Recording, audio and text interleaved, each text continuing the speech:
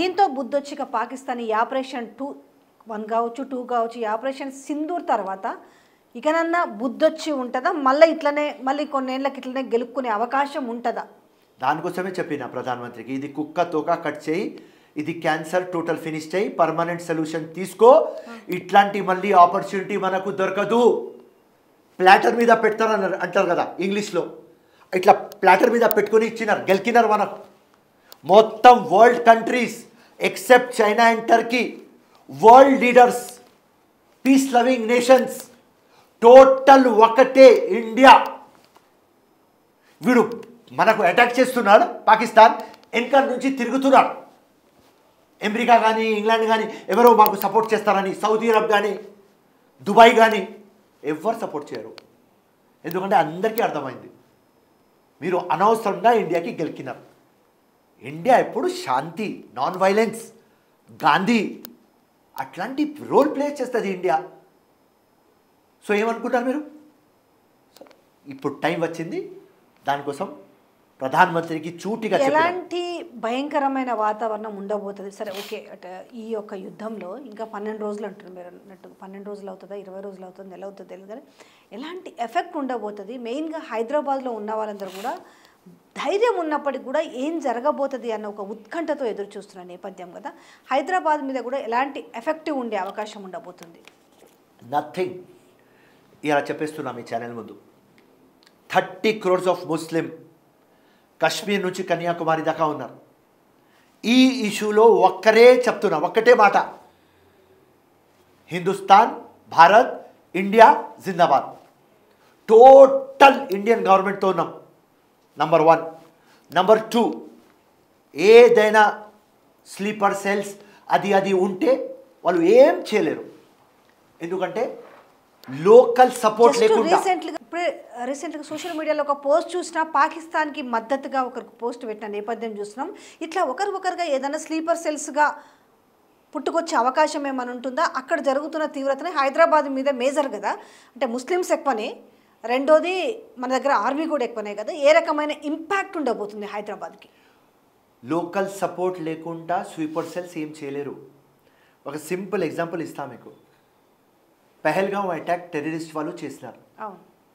So ఎన్ఐఏకి investigation మీద పెట్టినారు. NIA వచ్చి ఇన్వెస్టిగేషన్ చేసేటప్పుడు ఏం వచ్చింది అంటే ఇన్వెస్టిగేషన్లో 20 మంది సపోర్ట్ చేసినారు for logistics, food, information, execution, recce చేసినారు స్పాట్ మీద. సో ఎన్ఐఏ దానికి పేరు ఇచ్చింది OGW, on ground workers, full form. ఇస్తే లోకల్ సపోర్ట్ ఉంటేనే పహల్గామ్ అయింది, లోకల్ సపోర్ట్ ఉంటేనే పుల్వామా అయింది, లోకల్ సపోర్ట్ ఉంటేనే యూరి అయింది. సో ఇక్కడ మొత్తం ఇండియా యునైటెడ్, మొత్తం ముస్లిమ్స్ యునైటెడ్. 1 వర్డ్లోనే చెప్తున్నారు, హిందుస్థాన్ ముందుకు పోండి, మేము వెనుక ఉన్నాం, హిందుస్థాన్ జిందాబాద్. ప్రతి ఒక్క ముస్లిం ఇదే మాట అంటున్నారు. సో చిన్న ఇష్యూ కూడా కాదు, నా వర్డ్ తీసుకోండి. వార్ 10 to 12 days అన్న, ఫుల్ ఫ్లెజ్డ్ వార్ స్టార్ట్ కాలేదు. ఫుల్ ఫ్లెజ్డ్ వార్ స్టార్ట్ అయిన తర్వాత 10 to 12 daysలో పాకిస్తాన్ స్టోరీ ఫినిష్ అవుతుంది. మీరు రాసుకోండి. దాని తర్వాత ఈ మధ్యలో ఎక్కడైనా ఒక చిన్న గొడవ కూడా తెలంగాణలో, హైదరాబాద్లో అయితే నాకు అడగండి, లోకల్ సపోర్ట్ దొరకదు. మీ ప్రత్యర్థి కూడా పాకిస్తాన్ ముర్దాబాద్, హిందుస్థాన్ జిందాబాద్ అనే ఆప్షన్ లేదు కదా, ఆప్షన్ లేదు అని చెప్తాడు అంతే. అతను కూడా చెప్తుంటే నాలాగా ఫిరోజ్ ఖాన్ పాజిటివ్ ఉన్నాడు. ఎస్, ఇండియన్ ముస్లిం మాట్లాడుతున్నాడు. మీ దారిలోకి వచ్చిరనుకోవాలా, ఇండియన్ మీ వేలోనే రావాలి. ఎవరైనా ఉంటే నంబర్ 1 మీరు విజయారెడ్డి గారు. ఇండివిజువల్ కంటే ఎక్కువ పార్టీ, పార్టీ కంటే ఎక్కువ దేశం, దేశం కంటే ఎక్కువ ఏం లేదు, హిందుస్థాన్ కంటే ఎక్కువ ఏం లేదు.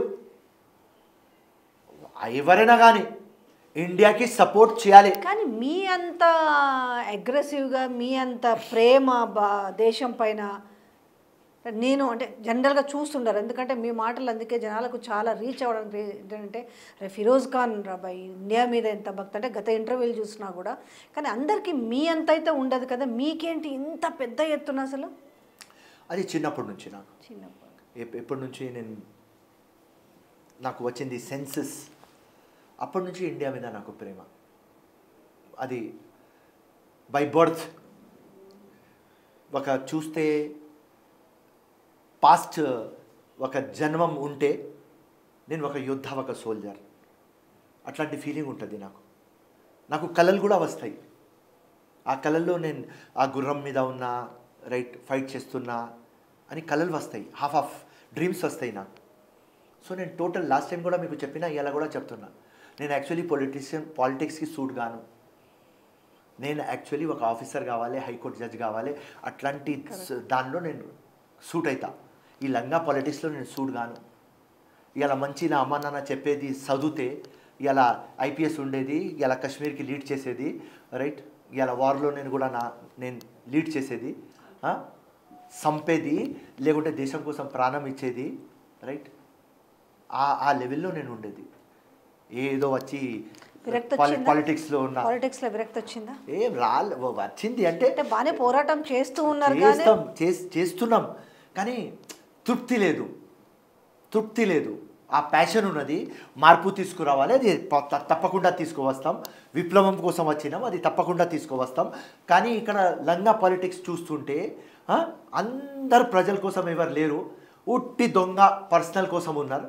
సో పాలిటిక్స్ అంటే మజా వస్తలేదు. ప్రస్తుతానికి కొంచెం దూరంగా ఉన్నారా? పబ్లిక్లో ఉంటాం. పబ్లిక్లో ఉండడం వేరు, మళ్ళీ రాజకీయాలకు దగ్గరగా ఉండడం. రాజకీయంలో ఉన్నాం, ఎట్లయినా మార్పు తీసుకురావాలి కదా, కానీ రాజకీయం వాస్తవాలు చెప్తున్నా. సో నాలాగా ఒక పర్సన్, ఒక యోద్ధ, ఒక సోల్జర్ నేను. సో నేను పాలిటిక్స్లో సూట్ గాను, ఆ బార్డర్లో సూట్ అవుతా, ఆ ఎల్ఓసి దగ్గర సూట్ అవుతా. అరే రఫాల్ ప్లేన్ ఫిరోజ్ ఖాన్ నడిపిస్తున్నాడు అనేది సూట్ అవుతుంది, రైట్. ఐఎస్ఐ విక్రాంత్ స్పేస్ దాని షిప్లో ఉన్నాడు ఫిరోజ్ ఖాన్ అంటే అది సూట్ అవుతుంది. అరే దేశం కోసం ప్రాణం తీస్తున్నానంటే అది సూట్ అవుతుంది, దేశం కోసం ప్రాణం ఇచ్చినాడంటే అది సూట్ అవుతుంది, రైట్. పరమవీర్ చక్ర నాకు రావాలి, అశోక్ చక్ర రావాలి, అట్లాంటి థింకింగ్ ఉన్నది. సో అంత గ్రేట్ థింకింగ్ ఉన్న తర్వాత ఈ పాలిటిక్స్ అర్థం కాదు.